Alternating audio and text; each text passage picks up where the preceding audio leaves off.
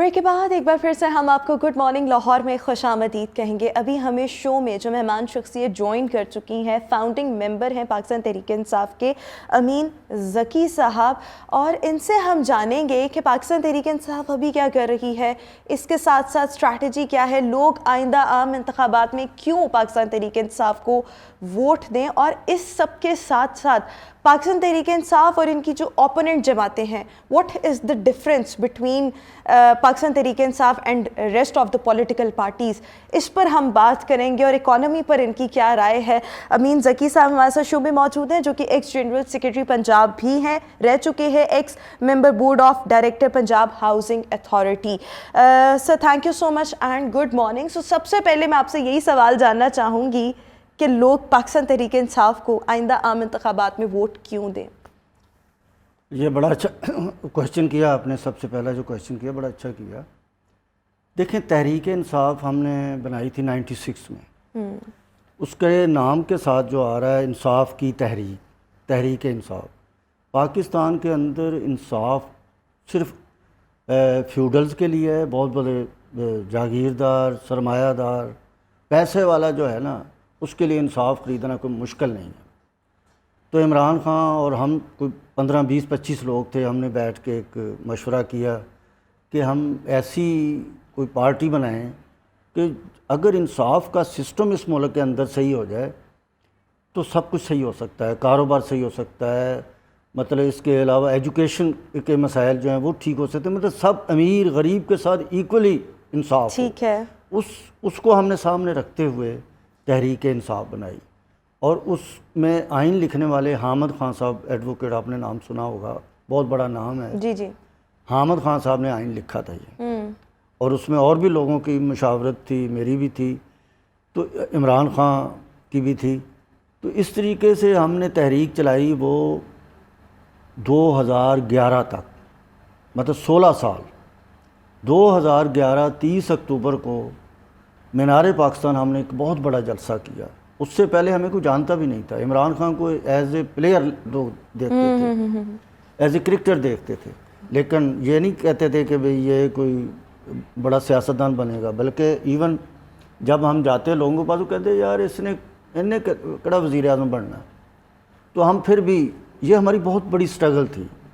Back in 2011 में फिर बहुत बड़ा जलसा किया, और उसके बाद फिर ये जो बड़ी बड़ी आए ना, ये जो पॉलिटिशियन थे, जिसमें शाह महमूद कुरैशी था, जहांगीर तरीन और बहुत अच्छा, वैसे आप तो फाउंडिंग मेंबर्स में बहुत से इमरान खान का साथ छोड़ गए जो फाउंडिंग मेंबर्स थे, अभी उनके गिर्द जो लोग हैं वो और हैं।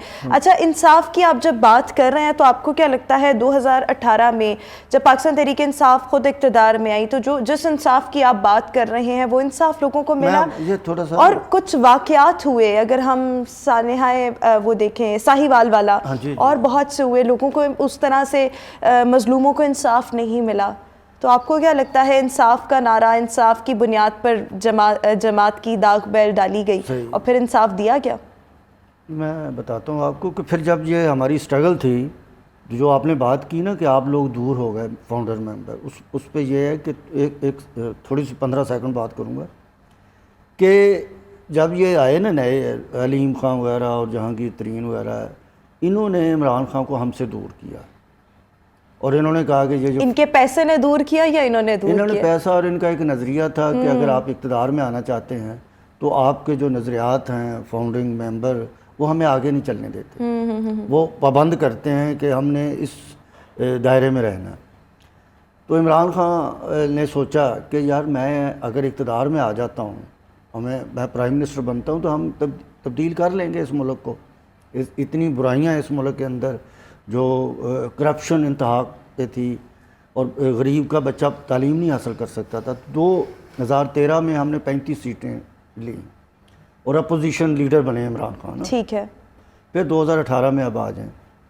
जब 2018 में हमें गवर्नमेंट मिली, आप ये देखें, जब इमरान खान वज़ीर आज़म बना और उसके साथ हम लोगों ने कोई ऐसी रेजिस्टेंस नहीं की, कोई प्रेशर नहीं डाला कि हमें भी मसलन कोई वजारत दी जाए, कोई हमने मुआविन खुसूसी बनाया जाए। हाँ, इमरान खान ने भी मुझे कहा, हम सबको कहा कि आप लोग इलेक्शन ना लड़ें।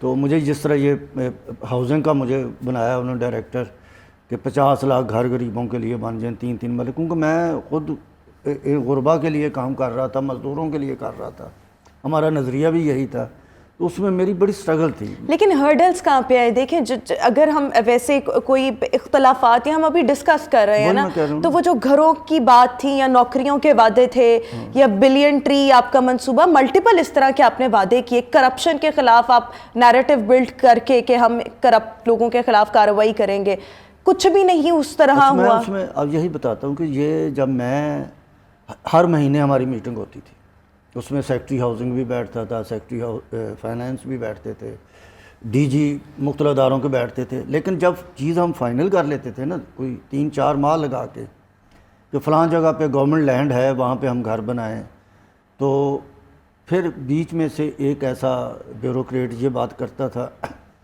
کہ یار یہ ایک دفعہ نا لیگل ڈپارٹمنٹ میں بھیج دیں. یہ ان کا سٹائل ہوتا تھا، لیگل ڈپارٹمنٹ، ایسے نہ ہو کہ نیب ہمارے پیچھے پڑ جائے.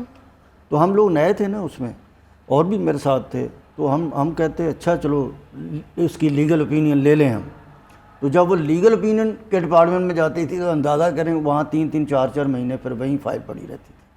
یعنی کہ حکومت میں آپ کے ہونے کے باوجود وہاں سے آپ اپنی فائل جو ہے وہ نکلوا نہیں سکتے مطلب تھے. بیوروکریسی جو اتنے سالوں سے پاکستان کے اندر چل رہی تھی، پچھلے 70 سالوں سے، نوکر شاہی تو نہیں، افسر شاہی، سو وہ افسر شاہی نے آپ کو کام نہیں کرنے دیا. عمران خان نے خود کہا نا کہ وہ کرپٹ لوگوں کو پکڑتے تھے اور انہیں یہ جو بیوروکریسی تھی اور یہ جو افسر شاہی تھی وہ انہیں چھوڑ دیتے تھے. اچھا چلیں ٹھیک ہے، یہ آپ کہہ لیں بیوروکریسی نے نہیں کرنے دیا یا واٹ ایور جو عمران خان صاحب بھی مختلف ریزنس بتاتے ہیں.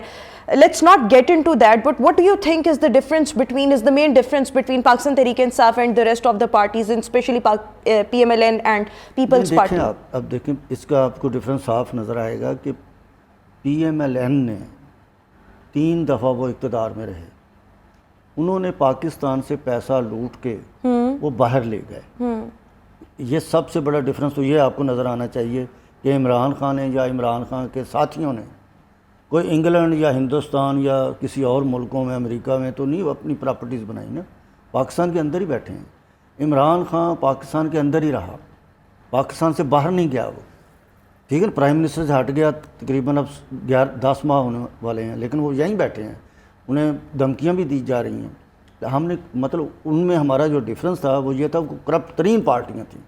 آپ یہ دیکھ لیں کہ سر محل دیکھ لیں آصف زرداری کا، یہ تو سر دیکھیں تو پھر وہی پرانی بات، بٹ ٹھیک ہے، as we are short of time, what do you think is accountable for the current political instability یا اکنامک انسٹیبلٹی، اور when we talk about the chaos in Pakistan, so اس کا اکاؤنٹیبل کون ہے؟ دیکھ میں عمران خان نے، تحریک انصاف نے، یہ اب جو ہمارا جو سٹانس ہے اس وقت جو ہم نے اختیار کیا کہ ہمیں وہ حکومت نہیں لینی چاہیے تھی اگر ہمیں اختیار نہیں دیا گیا. عمران خان نے کہا نا کہ اختیار کسی اور تو اگر ابھی بھی وہ جو عمران خان صاحب کہتے ہیں کہ الیکشنز کروائیں، اگر آپ کو پھر اقتدار میں آ جاتے ہیں اور پھر اختیار نہیں دیا جاتا، وہ 2/3 میجورٹی سے اگر ہم آتے ہیں نا، وہ ہمارے پاس 2/3 میجورٹی نہیں تھی، ایک الائز کی گورنمنٹ تھی.